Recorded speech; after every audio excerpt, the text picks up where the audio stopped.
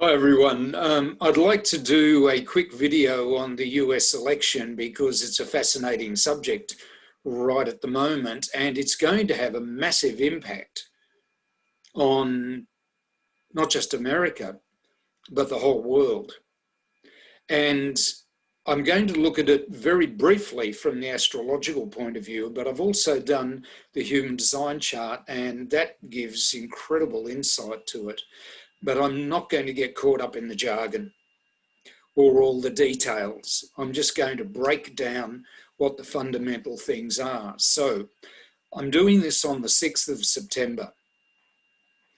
In 4 days' time, Mars goes stationary. So for the next 4 days and the 4 days after that, the energy of Mars is going to be very, very strong in Aries. And I've talked about that in previous videos. So if you want to look into that, check them out. Then you've got Jupiter going stationary a couple of days later in Capricorn. And then at the end of the month, 29th, 30th, you've got Saturn going stationary, and then Mars square Saturn within 24 hours of that. And that happens to be right on the first presidential debate. So what does it boil down to? So what I'm saying is that this month and into the beginning of next month is going to be very interesting in terms of demanding radical honesty, Mars in Aries, combined with really looking at what is going to bring about the best structure that will enable real expansion and growth to happen in America, but also all around the world. Now, and the key to it is going to be radical honesty and really healing our relationship with honesty. People being honest, cut the crap, stop making up stories one way or the other, and get honest about what you know, what you do, how effective what you do has been and will be, and then going, okay, well, how can we do things differently now in a way that produces real effects, real impact for people being able to reach their goals, for society being able to work together. Now, what it boils down to is these two issues are really key with the American election. Collaboration and manipulation. They're the two fundamental things that jump out from the human design chart. Now, for those of you who know something about human design, I'm just going to give you a quick look at the chart. And if you want to, you can freeze it, have a look at it, do whatever you want to do with it. But I'm not going to get caught up with too much, except to say, this is the chart of a manifestor. So it's something that's going to set the ball rolling in a new fundamental way. The collaboration comes from here, the manipulation comes from here, and the positive end result comes from here. So that's it for those of you who like to be nerdy about human design. I'm just going to share my understanding of this. Now, the collaboration is about understanding for yourself as an individual what ideas and what connections through your mind and imagination best enable you to clearly look at mentally what's going on. In other words, what help you think clearly? What collaborations help you think clearly? Versus all the stuff that's going on out there in the media, in social media, just tons of it. Is that actually working with you or against you? Is it manipulating you, or is in a negative way or a positive way? Is it giving you mental clarity as a unique individual? So the first thing that's crucial about this is groupthink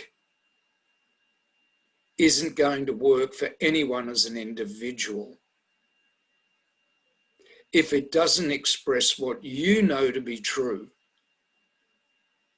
In other words, groupthink is there to support you developing your own ideas and your own clarity so that you can bring that to the table and share it with other people. In other words, think for yourself. And there's a ton of stuff out there in the media, and especially social media, where people don't think for themselves. They all just get in a big cluster and they all agree on the same thing and demonize people who don't fit, you name it. The first thing that's crucial, and this has been going on for months and will go right through till the end of the year, is going into the depths of who you are, which means collaborating with your subconscious, your unconscious, your higher consciousness, whether you call that your higher self, your soul, your spirit, God, however you perceive them, God, Goddess, all that is, whatever your way of connecting to and relating to the divine, or that which is greater than us and gives us the gift of life. However you relate to that, you need to develop a really healthy and empowering collaboration with that part of you. Now, how it shows up outside is you need to collaborate with people whose thinking empowers you as an individual to create a vision for your life and a way of thinking and communicating in your life that brings out the very best in you. Now, I can feel myself on the edge of going into so much more with that, but I want to keep this succinct. So the collaboration is going to flow out into people working with people who are different in the world, because if you're thinking as a unique individual, everybody is different. And so this collaboration is, how do we collaborate with people out there who are all different than us? Because one of the crucial things is you're going to have to be able to tell your own story, because that's what you're here to tell. It's the story that only you can tell. And you need to do it from a point of not only mental clarity and mental support from your deeper self, subconscious, in other words, if there's a bunch of negative habits or buried away in your subconscious, you need to exchange those for better ones. If you're tapped into unconscious forces that don't serve you, that don't empower you, that demonize other people, then you need to clear that out. Otherwise, that's what you're going to get. You can exchange that. It's not a matter of just cleaning it out. It's going, okay, I've had these subconscious, unconscious beliefs. I'm going to exchange them for ones that serve me better as an individual, and then learn to collaborate with people who have different ideas, beliefs, perspectives, so that we have mental clarity. In other words, we're not just repeating slogans, we're actually coming from clear facts and powerful imagination. And we're each sharing with each other our unique story. And we're doing it from a point of emotional clarity. This is like what people have been talking about for years. Emotional intelligence. Well, emotions on their own provide either chaos and confusion or clarity. The most beautiful thing about emotions is when you get to a point of emotional clarity, because there's no second guessing. Nothing can throw you off. And you own your territory. This is your emotional landscape. And you use it to develop wisdom. And intelligence is up here. But when you link intelligence with clear emotions and tell your true story, then that old slogan of emotional intelligence has some substance.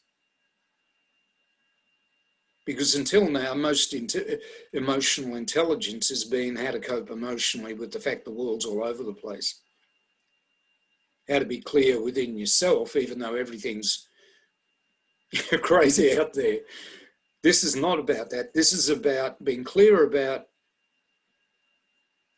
who you are as a spiritual being and who you are as a physical being, and having clarity emotionally and linking it with the very best of your awareness mentally and what you're connected to beyond yourself, drawing upon that and then marrying the two together through story. Now that part was already triggered on the 6th of August, which is 88 days before Election Day in the USA. That part was triggered. And what happened on the 6th of August that sort of everyone, well, most people heard about? There was what I call the Big Bang in Beirut, and there was this massive explosion in Beirut that killed a couple of hundred people and, really messed up the lives of a lot of other people. But when you step back from it, it became a global news item. It was a big bang. And what does that symbolize, even scientifically? The birth of some new phase, just like the Big Bang represented the birth of the universe that we live in. So the structure of what is happening out of this election, the structure of that is we're entering a new era. And I don't mean a new era of thought. Something new is being conceived and born.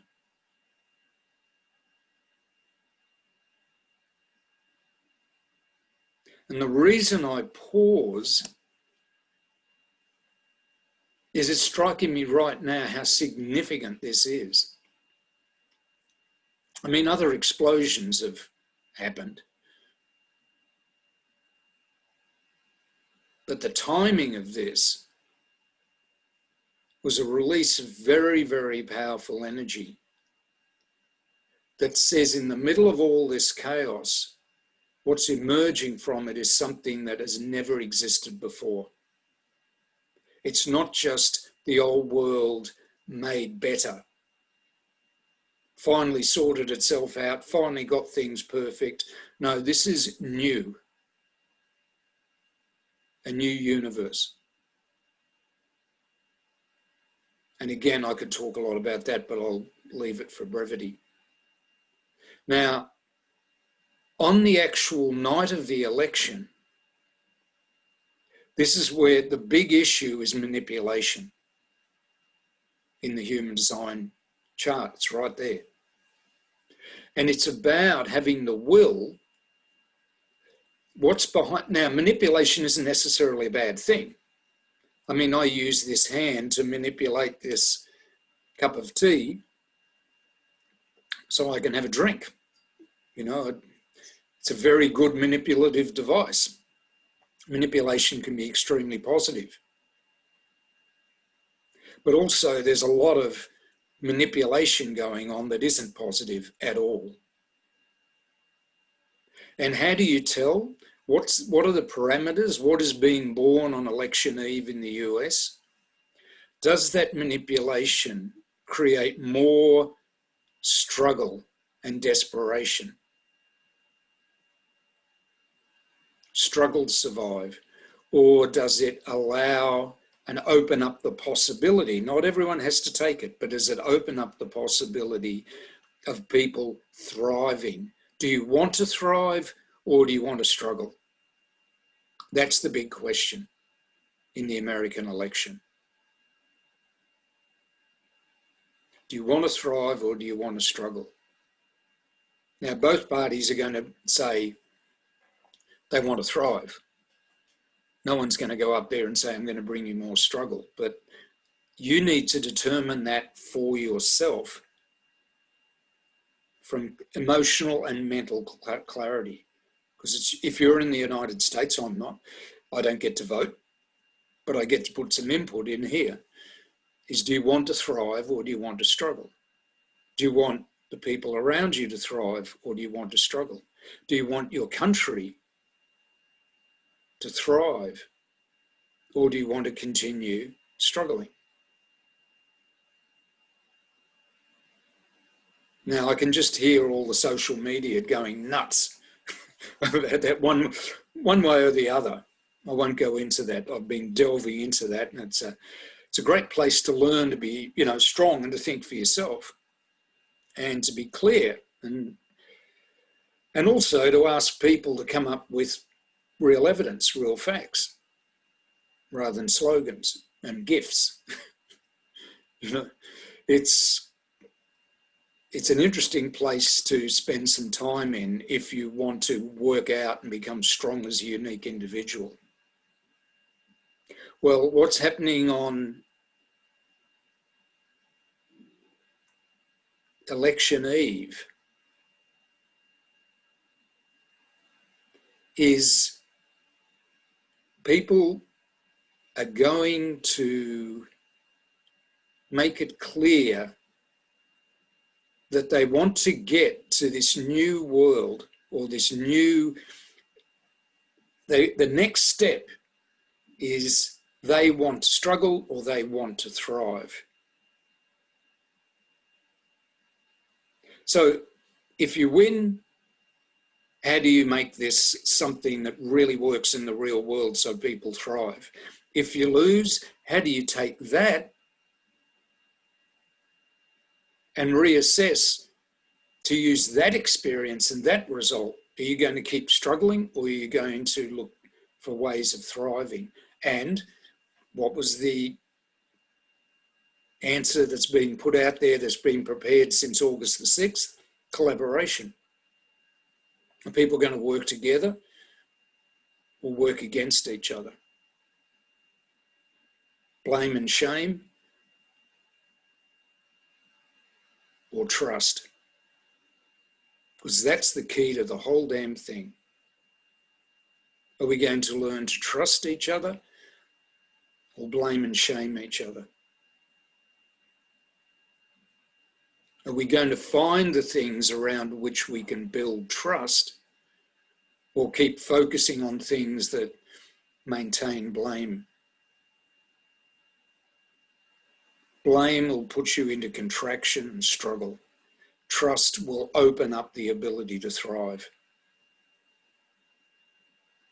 That's what we're dealing with in the middle of this chaos. And the chaos is saying these issues aren't just general issues which you face every day of the week, every year of your life. They're happening right at the middle of a point where something really new that has no precedent, maybe some experiments, maybe some information, maybe a few tries at it in human history, but has never been achieved in a sustainable way long-term in human history. A world built on trust-based collaboration. A world where win-win isn't just a theory, it's actually what you experience happens. Now, that's going to take decades, maybe hundreds of years. But the seeds are being planted right now.